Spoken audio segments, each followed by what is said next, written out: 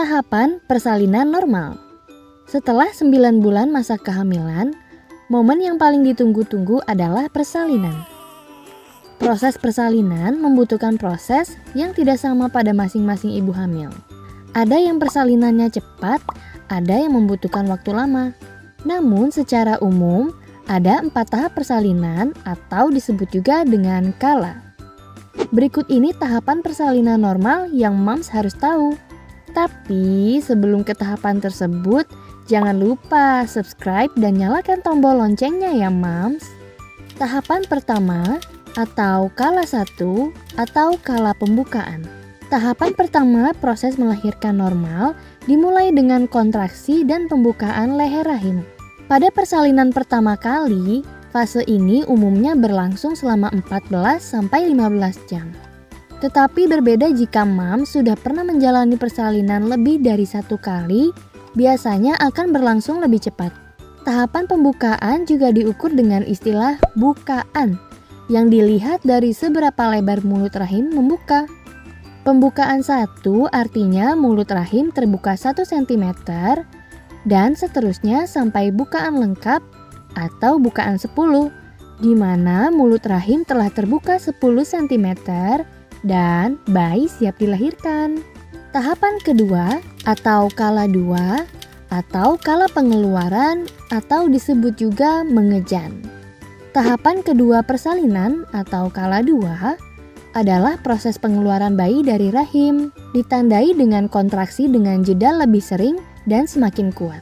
Secara perlahan posisi bayi akan turun ke jalan lahir. Tenaga kesehatan yang membantu proses persalinan akan menyarankan moms bersabar menunggu bayi turun sebelum memperbolehkan moms mengejan.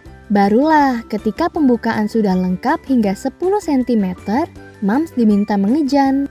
Kadang sulit menahan keinginan mengejan moms bila bayi sudah berada di bawah panggul. Dengan panduan bidan atau dokter, moms akan dipandu mengejan dengan kuat di saat yang tepat untuk mendorong kepala bayi keluar. Biasanya dengan 2-3 kali mengejan, kepala si kecil akan menyamping, kemudian berputar untuk bersiap menuju jalan lahir. Jika ini adalah persalinan pertama kali, maka kala kedua ini akan berlangsung sekitar 1-1,5 jam. Tapi jika ini bukan persalinan pertama kali, akan berlangsung hanya setengah jam. Pada akhir tahapan ini, dokter akan melakukan episiotomi atau pengguntingan vagina. Proses tersebut dilakukan untuk melebarkan jalan lahir apabila diperlukan. Dan momen inilah yang paling ditunggu-tunggu oleh moms, yaitu bertemu si buah hati yang telah dikandung selama 9 bulan.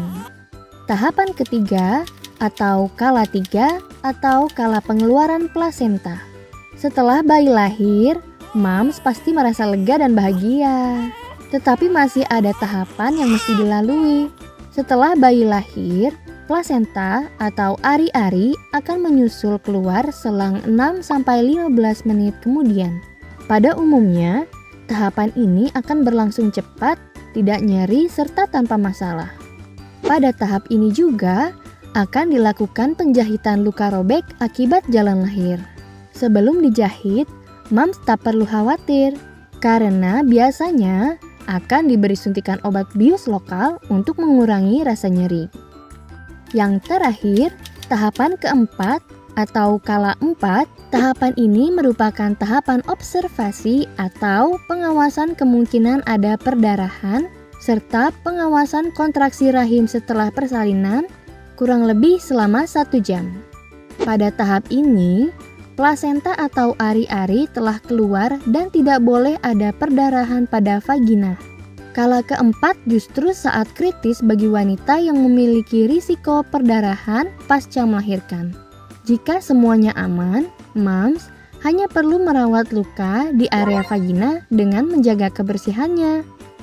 Itulah 4 tahap persalinan normal yang harus moms ketahui. Jadi, jangan khawatir dan takut lagi ya menghadapi persalinan normal. Jika ada pengalaman persalinan normal, tuliskan di kolom komentar ya moms.